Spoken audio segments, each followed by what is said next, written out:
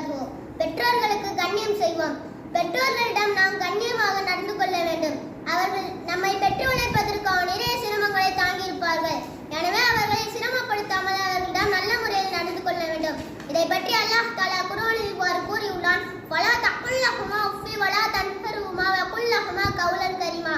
உங்களிடம் இருக்கும் அவர்கள் ஒருவரோ அல்லது இருவருமோ முதுமை அடைந்து விட்ட போதிலும் அவர்களை விரட்ட வேண்டாம். அவர்களிடம் எதை கூறினால் மிக்க மரியாதையாகவும் அன்பாகவும் பாசமாகவும் பரிவாகவும் மரியாதையாகவும் பேச வேண்டும்.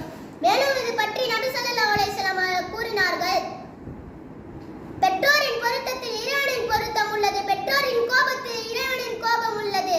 எனவே நமது பெற்றோரின் பொருத்தத்தை பெறக்கூடிய பிள்ளைகளாகவும் அல்லாஹ்வின் பொருத்தத்தை பெறக்கூடிய பிள்ளைகளாகவும் அல்லாஹ் நம்மை ஆக்குவானாக.